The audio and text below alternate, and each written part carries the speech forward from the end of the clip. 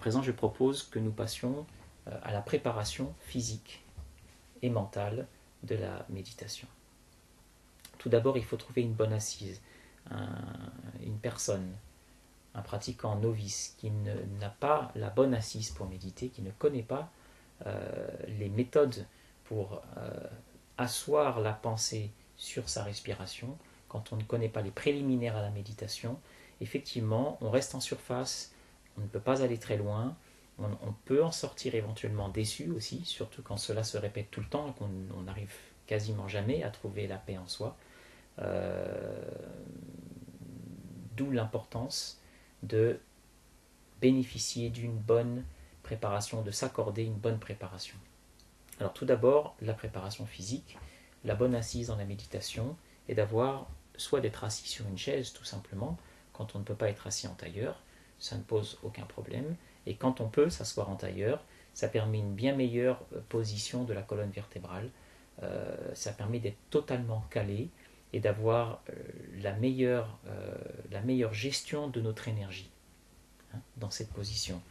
Alors, pour que le dos soit véritablement droit, il est bon d'avoir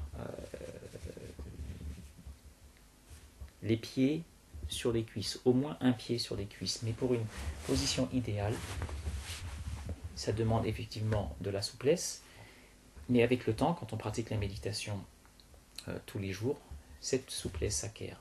Là, vous avez une position où votre colonne vertébrale est totalement fixée dans son axe. Je précise qu'il est bon de s'aider d'un petit oreiller de méditation. Il est bon de pouvoir se surélever légèrement et d'avoir les genoux vers la terre.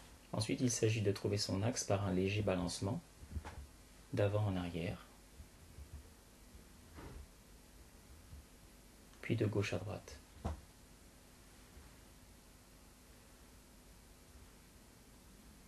Puis quand vous avez trouvé votre axe,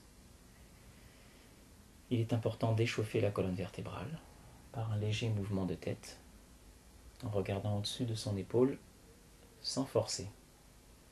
Surtout le matin lorsque vous méditez après le réveil, l'échauffement de votre colonne vertébrale est très importante pour tenir une méditation de plus de 5 ou 10 minutes. Ensuite, pour permettre à votre rythme cardiaque de s'accorder à votre méditation, à votre tranquillité, pour vous accorder la paix, il y a deux méthodes. Une méthode est de tapoter avec vos pouces en croisant les mains derrière la tête, la base de votre crâne.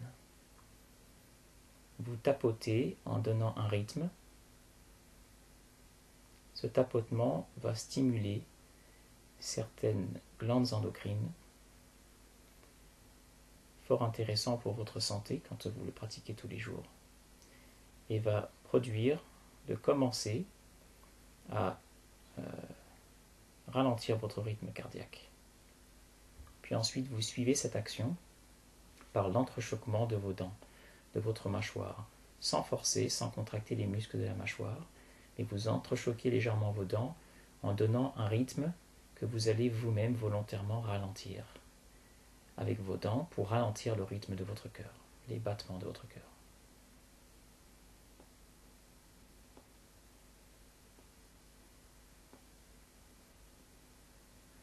Quand vous avez fait cela, vous allez ensuite accorder votre respiration à une méditation paisible.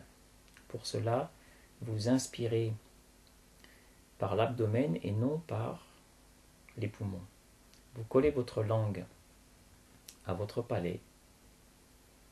Vous inspirez par vos narines en dirigeant l'air vers votre abdomen.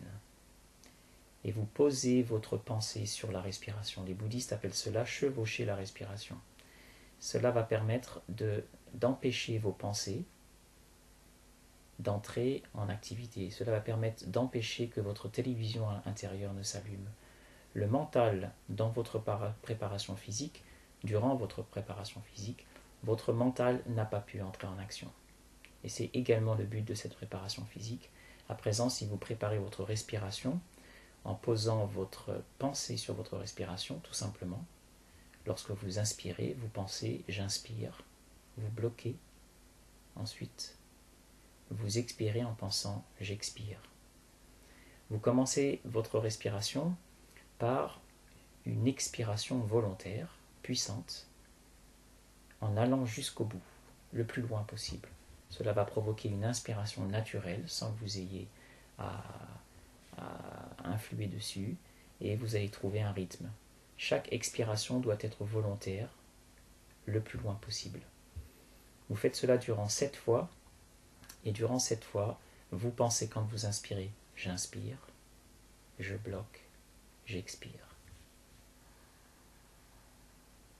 Le fait de coller votre langue au palais va vous donner une inspiration et une expiration sonore qui vous rappelleront les vagues de l'océan. Cette sonorité, ce son particulier dans votre corps, génère également une grande paix.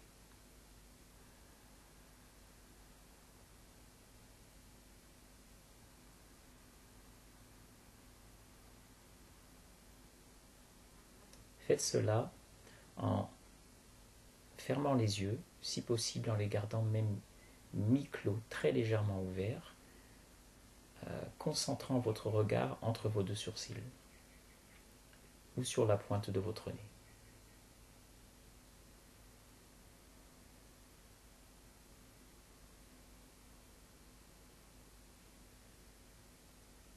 Vous avez là préparé votre corps et votre esprit à un calme total, le calme le plus parfait possible, pour ensuite plonger à l'intérieur de vous-même. Faites l'effort de plonger sans aucune pensée. Dès qu'une pensée remonte, ne la combattez pas, vous l'avez entendue, vous l'avez aperçue, et vous la rangez. Les premières méditations, les premières pratiques peuvent être très difficiles. Beaucoup de pensées vont jaillir. Ne vous identifiez pas à ces pensées.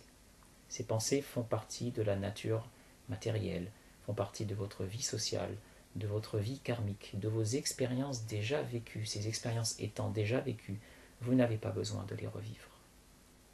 Rangez-les de côté. Cela fait partie du travail de la méditation, tout simplement d'être témoin de sa vie. En méditation, nous ne sommes pas acteurs de notre vie. En quelque sorte, nous ne sommes que témoins. Nous reprenons notre position de possesseur du corps. Ne vous identifiez pas aux émotions qui vont remonter de toute pensée au moment de la méditation, durant votre méditation. N'entrez surtout pas en résonance et en émotion avec votre émotionnel à ce moment-là.